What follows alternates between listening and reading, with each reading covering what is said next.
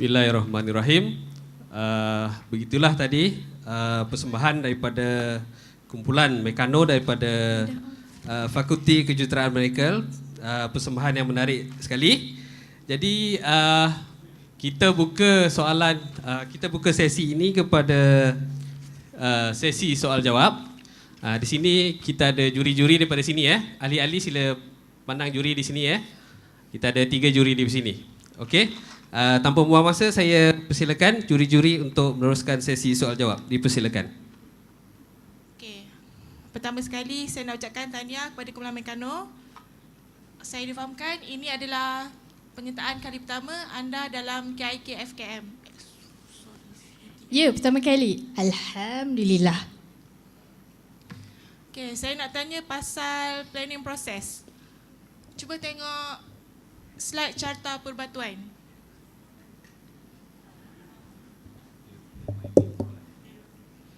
Okey, berdasarkan penerangan tadi, mengapa proses pengumpulan data pelaksanaan lagi panjang masanya berbanding dengan proses yang lain? Assalamualaikum dan bismillahirrahmanirrahim. Terima kasih para juri. Untuk menjawab soalan puan juri tadi, uji kaji PIV ni, pengumpulan data perlu masa yang lama kerana uji kaji PIV dijalankan hanya dalam sesi kuliah.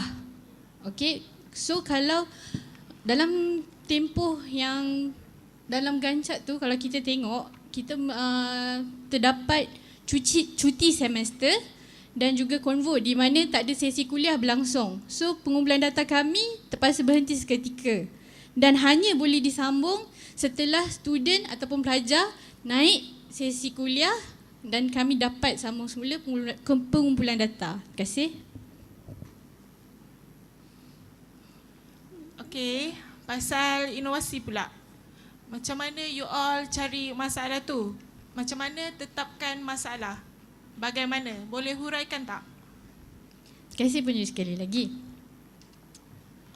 Pertama sekali, apa yang kami lakukan ialah sesi brainstorming antara ahli-ahli dan juga kami keluar mencari masalah. Kat sini bukan nak cari pasal, tapi survey masalah-masalah yang berbangkit. Daripada sesi brainstorming dengan keluar cari masalah tadi, dapat kita lihat 8 masalah yang berbangkit.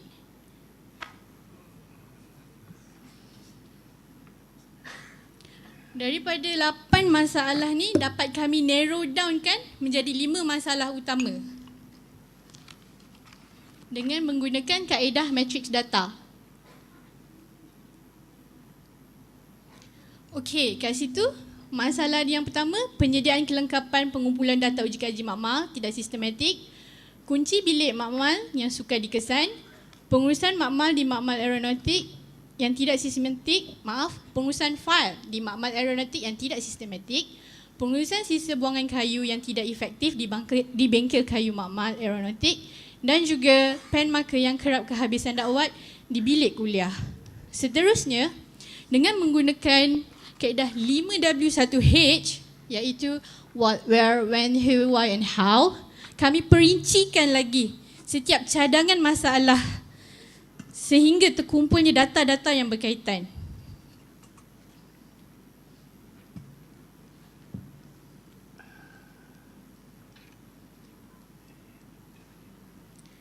Okey, akhir sekali melalui teknik analisa faedah, kami dapati dengan skor yang paling tinggi iaitu sebanyak 43 skor, penyediaan kelengkapan pengumpulan data uji kaji PIV makmal tidak sistematik merupakan masalah yang paling mungkin. Terima kasih, Puan Juri. Maknanya ada 3 kaedah lah. Ya. Saya tengok punca utama dah ada dalam slide. Tapi nak tentukan punca yang paling mungkin tu macam mana? Boleh tak saya nak yang lain pula jawab? Assalamualaikum warahmatullahi wabarakatuh. Terima kasih Puan Juri. Saya bersedia untuk menjawabnya. Okey, setelah Cik Faizah terangkan tadi, maka kita dapat memilih masalah. Okey. Setelah masalah ini dipilih, kita huraikan dengan lebih mendalam menggunakan teknik 5W1H. Okey.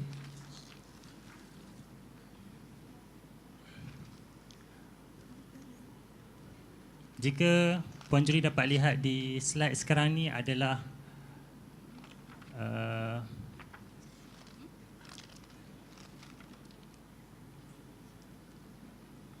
sebentar ya. Adalah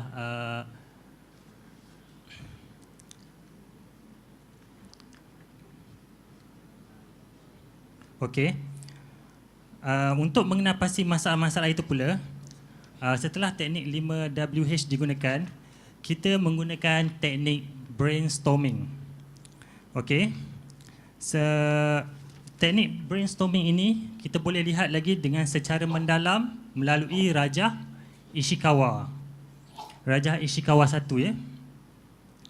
Dalam Rajah Ishikawa 1 ini seperti yang terdapat di slide ini, ianya terbahagi kepada faktor alat, manusia, kaedah, bahan dan juga persekitaran. Okey. Dari faktor tersebut, kita menggunakan teknik SMART. SMART. Teknik ini digunakan kita untuk menapis punca masalah itu supaya lebih terperinci. Melalui teknik ini ada faktor yang ditolak dan ada faktor yang diterima. Dan seterusnya kita akan menghasilkan Rajah Ishikawa 2. Yang ni Rajah Ishikawa 2 ya. Seperti juri dapat lihat di slide. Seterusnya kita melengkapkan lagi data ini dengan menggunakan analisis Y. Iaitu dari sini kita akan mendapat 4 punca utama. Iaitu punca pertama saya bacakan di sini, tiada alat khusus, setempat dan kedudukan laser yang berubah-ubah. Punca yang kedua, tiada soket bekalan yang tersedia setempat. Yang ketiga, pembinaan rig laser yang berbeza ikut uji kaji memakan masa sehari bekerja iaitu selama 8 jam. Dan yang terakhir sekali, punca keempat, pembinaan rig laser mengambil ruang yang besar iaitu 3,000 cm persegi berbanding 1,000 cm persegi. Jadi itu saja dari saya. Okey, apa sasarannya? Sebab dah ada data sokongan, mesti ada sasaran kan? Okey. Apa yang saya faham sebelum itu ya. Sebelum itu saya ingin okey, saya terus pergi kepada sasaran. Okey, apa yang saya faham di sini, sasaran merupakan sesuatu yang boleh diukur dan dinilai. Jadi sasaran pertama kami adalah untuk menjimatkan masa pembinaan rig laser dan pelarasan laser daripada 8 jam kepada 1 jam sahaja. Dan sasaran yang kedua adalah ingin menjimatkan ruang pembinaan rig laser daripada 3,000 cm persegi kepada 1,000 cm persegi sahaja. Selain itu, pemilihan sasaran juga adalah berdasarkan kepada faedah kepada fakulti, kemudahan buat pelajar dan juga menggunakan kos yang rendah. Okey, saya faham. Okey, saya serahkan pada Encik Khalid untuk soalan seterusnya. Assalamualaikum semua. Sihat semua Okey. Saya cuma nak tahu bagaimana proses pelaksanaan projek dijalankan. Terima kasih. Alright, Assalamualaikum warahmatullahi taala wabarakatuh. Di sini kami mempunyai 3 cadangan utama, iaitu yang pertama adalah untuk mereka bentuk dan membangunkan prototipe Smart Desk itu sendiri. Maknanya menggunakan kemahiran yang ada pada kumpulan kami. Yang kedua adalah rekaan sendiri, tetapi proses pembuatannya adalah dilakukan sepenuhnya oleh pihak luar. Dan yang ketiga adalah proses dan rekaan pembuatan tersebut ditempah khas daripada pihak luar. Dan jika dilihat daripada di dalam slide, kita boleh nampak iaitu perbandingan antara pro and kontra jika kita memilih ketiga-tiga pelaksanaan tersebut.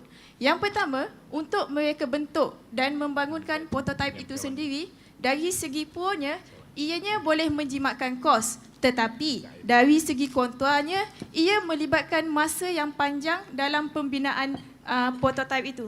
Dan kadang-kadang terdapat pencanggahan idea daripada pihak kami. Namun, disebabkan oleh pencanggahan idea tersebut, wujudnya satu jalinan kerjasama yang lebih erat di antara kumpulan kami. Dan untuk tempahan khas, dia memakan pembinaan ataupun kos pembuatan yang lebih tinggi, namun masa dapat dijimatkan. Dan yang ketiga adalah membeli secara siap meja tersebut, namun ianya mungkin tidak menepati spesifikasi yang kami inginkan. Dan di sini kami membuat keputusan untuk menerima 2 cadangan di atas dan menolak 1 cadangan di bawah. So jika kita lihat pembangunan kos dari segi pembangunan projek dari segi kos, di mana kami mereka bentuk dan membangunkan prototipe sendiri menggunakan kemahiran ahli dan kos yang diperlukan adalah dalam RM500 sahaja. Namun, untuk tempahan khas yang kami rujuk pada sebut harga, ianya memerlukan kos sebanyak RM2,500 dan di sini kami menolak untuk tempahan khas kerana kami dapat menjimatkan kos sebanyak RM2,000. Itu sahaja, panel. Okey, banyak tu RM2,000 Ya betul. Oh. Tapi tak susah ke nak buat sendiri? Boleh terangkan macam mana proses nak buat tu? Alright, terima kasih pada juri yang bertanya. Okey, apa-apa pun daripada pihak kami selaku staf fakulti, kami mestilah mendapatkan kelulusan daripada pihak pengurusan fakulti terlebih dahulu. Dan di sini fakulti memberi kebenaran kepada pihak kami untuk melakukan projek tersebut di dalam makmal. Okey, selepas pelaksanaan ataupun kelulusan telah diperolehi, kami telah melaksanakan pelan pelaksanaan cadangan penyelesaian masalah yang melibatkan beberapa langkah di sini, iaitu langkah yang pertama adalah kenal pasti masalah dan masalah tersebut dilakarkan dalam bentuk prototipe. Dan di sini dalam masa yang sama kami juga membuat persediaan keperluan prototipe di mana kami menyediakan segala bahan-bahan yang diperlukan untuk melaksanakan prototipe tersebut. Seterusnya, kami menjalankan proses aplikasi mekanikal ke atas prototipe tersebut dan seterusnya membangunkan projek itu, dan setelah kami dapat melaksanakan proses prototipe yang ada tu, kami telah melakukan uji kaji dan juga pengujian ke atas alat tersebut.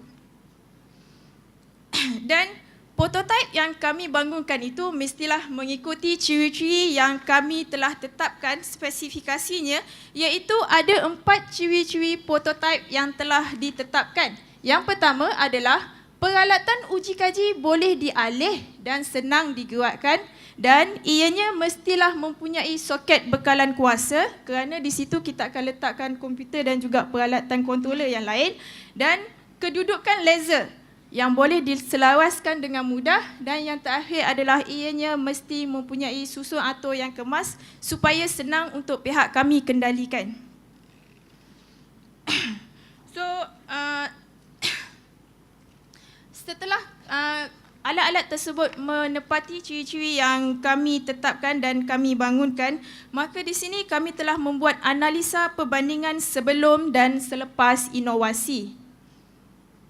So, di sini adalah gambar sebelum dan selepas inovasi, yang mana jika kita tengok sebelum inovasi, dia melibatkan peralatan yang tidak teratur di samping ruang penggunaan yang begitu luas. Dan selepas inovasi, kita boleh lihat dia punya di mana kamera dan juga kedudukan controller lebih tersusun. Dan selepas inovasi ini juga, keadaan prototipe itu nampak lebih, strukturnya adalah nampak lebih kukuh, kabel penyambungan yang lebih kemas dan ianya mudah dialihkan. Dalam masa yang sama, ianya adalah senang untuk kami gunakan. Itu adalah yang paling penting lah. Okey, sekian pihak juri. Okey. Baiklah, saya persilakan Saudara Joe tanya soalan. Okay, terima kasih. Apa yang saya nak tahu, bagaimana proses cek kumpulan ini lakukan? Assalamualaikum. Kami ada melakukan proses uji cuba dan serta tindakan pengawasan melalui masa dan pemerhatian. Okay. Semasa proses uji cuba, pemerhatian telah dibuat terhadap penggunaan Smart Desk ini. Selain itu, satu sesi soal sedek semula dijalankan dari Oktober 2013 hingga Januari 2014 dan data yang diperolehi direkodkan dan hasilnya kami tunjukkan. Hormati azan.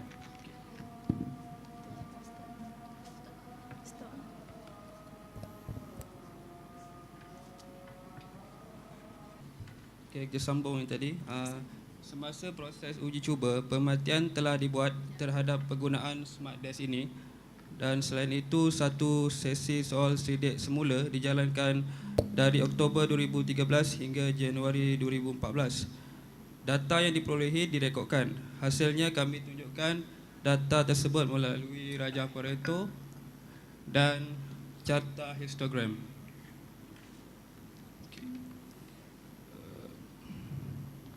So, untuk outcome kami bandingkan data sebelum dan selepas uji cuba dijalankan. Kesimpulan yang kami lihat dari maklum balas yang diterima adalah ia lebih baik daripada yang sebelumnya. Manakala sasaran kami tercapai apabila masa untuk membuat uji kaji ini dapat dijimatkan sebanyak 97% dan ruang pula jaya dijimatkan sebanyak 86%. Terima kasih. Okey, jadi pihak kumpulan telah melakukan pemantauan dan penyeragaman untuk projek ini. Ada. Untuk pemantauan berkesan, semua uji kaji PIV telah menggunakan Smart Desk Meccano bermula Mac hingga Mei 2014. Dan pada Jun 2014 pula, kelulusan serta arahan penyegeraman diperoleh dari Ketua Makmal iaitu Prof. Dr. Wan Khairuddin Wan Ali supaya semua uji kaji PIV yang seterusnya hendaklah menggunakan Smart Desk Meccano sahaja. Terima kasih. Okey, adakah pihak kumpulan ini merancang untuk buat pattern untuk projek ini?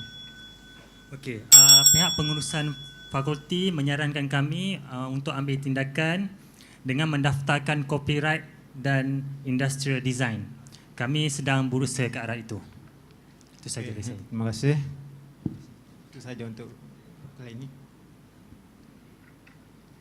Okey, itulah tadi persembahan dari kumpulan Meccano dari FKM. Syabas dan tahniah sekali lagi. Sekian, wabillahi taufiq wa hidayah. Assalamualaikum warahmatullahi taala wabarakatuh.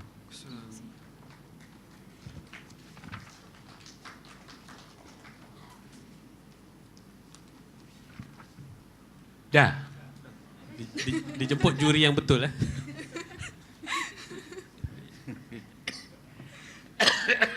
Takut kau jadi juri nanti tak ada jemput dia orang. Gurau Alright, Hajar Sumiati. Okey, ni juri yang sebenar pun nak minta tunjuk carta perbatuan lah. Ini projek pertama kumpulan Meccano. Ya, saya. Betul. Sebab tu saya kena beritahulah. Saya ingatkan tadi juri yang berlakon tu nak tanya apa soalan saya. Tak dapatlah saya soal. Okey, tapi rupanya tidak. Tak perasan tak ada legend. Legend depan. Legend Cuba tengok depan. Saya termiss dia. Oh, tak sepatutnya macam gini. Okey, legend tu mesti berada bersama-sama dengan petunjuk sekali. dengan table ni, carta ni. Okey. Okey, itu boleh diterima lah kemudian yang aktiviti yang bawah ni, penyeragaman, pemantauan, apa semua tu the whole kotak tu kelabu. Dengan yang belah sini tu kelabu juga. Oh, tak nampak. Itu apa tu? You all punya legend kelabu dengan hijau kan? Ya, betul. Jadi yang belah sini ni atas ni pun kelabu, yang dekat sini bawah ni the whole ni kelabu.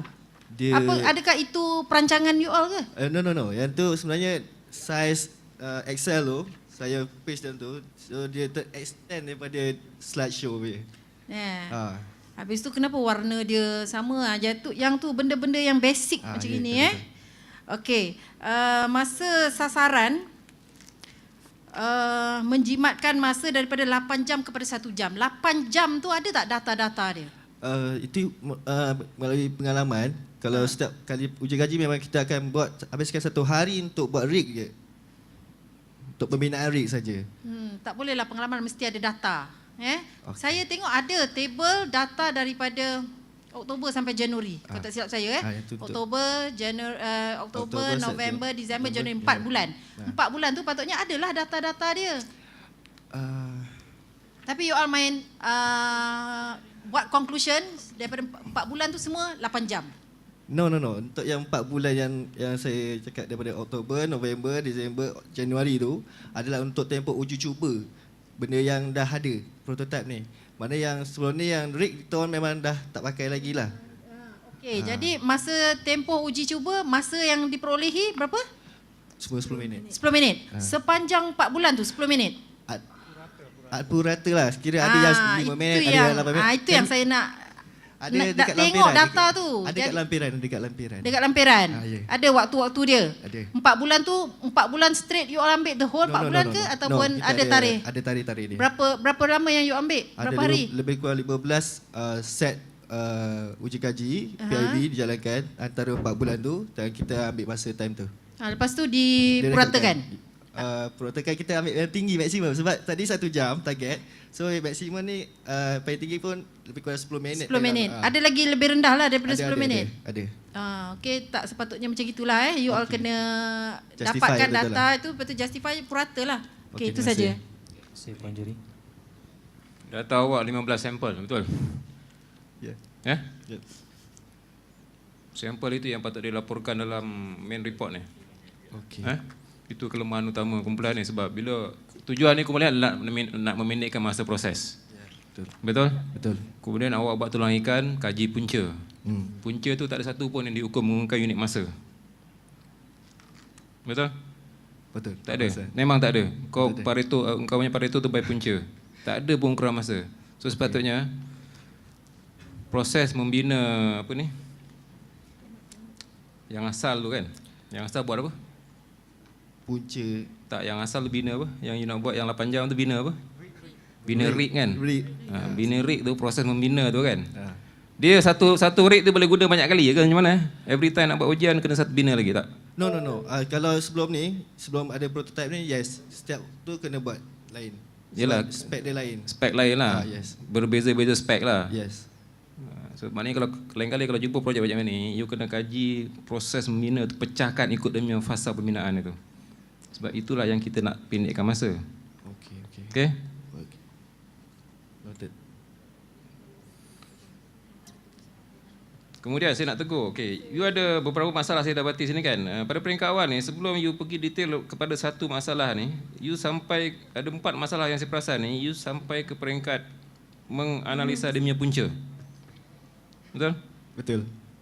Saya rasa tu tak perlu buat tu sebab pembaziran sumber. Sebab sebelum ni memang kita ada buat juga masalah ni, buat macam apa yang ada, data yang kita dah ada tu kita just kumpulkan balik. So kita combine balik. So mana yang mana data yang paling banyak kita ada, so kita push itu. Lepas tu kita tengok skala ikut kritikal kan. Tak, sebab saya tengok you punya flow ni. 4 masalah saya tengok dia punya flow ni. Masalah pertama you lepas you nyatakan masalah pertama you pergi definisi 5W1H, betul? Yes, kemudian yes. You ada yang masalah ni you tengok carta alih dia. Masalah kedua Nyatakan masalah kedua, you pergi 5W1H, kemudian ada latar belakang, kemudian you buat Nishikawa. Yes. Masalah ketiga, you bagi definasi 5W1H, kemudian you guna rajah affinity menggambarkan punca. Yes. Betul? Masalah ketiga, definasi dengan Ishikawa. So Ishikawa di sini untuk keempat-keempat masalah ni tidak perlu sebenarnya. Okey. Tak perlu You hanya perlu sampai ke Ishikawa hanya kepada masalah yang dipilih sahaja. Baik. Kena faham Okey. Ini versi tak ajar ni. Datuk apa? Versi tidur? Saya tak tuduh dia orang, Datuk. Istilah aja. Kena check ni sebab ini pembaziran macam tadi Rainwater tadi tu. Bukan apa, sebab sebelum KIK sebelum ni, KIK UTM sebelum ni, kali ke-9, ada juri, pihak juri ada mengatakan setiap masalah tu kena ada data. Kena kumpulkan data. You kena faham data bagaimana. Tu lah, kita tak faham data macam mana nak kena kumpulkan tu. Dah faham belum datanya ni? Faham, insyaAllah. Apa yang awak faham? So, just brainstorming je kan? Mencari punca saja kot. Data ada dua, data nombor dan data yang tidak bernombor. Ishikawa ini data tidak bernombor. Data yang bernombor ni yang itu yang dimasukkan oleh juri, itu data yang ada nombor, ada angka, boleh dibilang, boleh diukur. Data dalam Ishikawa yang berbentuk huruf itu data yang berbentuk verbal. Tak perlu. So betulkan kefahaman anda. Terima kasih Tuan Juri. Okey. Tajuk ni kita boleh bagikan, kita pecahkan pada 4 Tajuk penyediaan, pengambilan data, uji kaji PIV makmal, tidak sistematik. Setuju atau tak setuju dengan saya punya ni? Pecahan 4 tu. Setuju. Kemudian nak jadikan dia sistematik, pengambilan penyediaan pengambilan data uji kaji PIV makmal ni nak jadikan dia sistematik. Kumpulan dan mekano bunyi macam Chicano. Alright. Kumpulan mekano mencipta smart desk, betul? Betul. Ini depan saya ni smart desk, betul? Betul. Berapa harga dia? 500. Kos dalam 500. Akan dipatenkan? Ya. Alright. Soalan saya mudah aja. Bagaimana dengan adanya smart desk ni, penyediaan pengambilan data uji kaji PIV makmal menjadi sistematik? Boleh jawab, boleh jadi champion. Kau jawab tak betul, aku dudukkan kau kat smart desk ni. Aku tolak. Okay, Assalamualaikum. Dia boleh jadi sistematik sebab semua komponen-komponen yang kita perlu ada. Dekat sikit baik. Dia semua komponen yang kita perlu tu ada pada satu tempat. Kalau dulu kita mungkin terpaksa tarik kabel untuk setiap alat. Dalam tu ada lebih kurang 4 alat elektrik. Ini semua lengkap ni? Lengkap, semua boleh di situ. Semua ada ni? Semua ada kat sini? Semua ada. Tunjukkan saya, tunjukkan kami.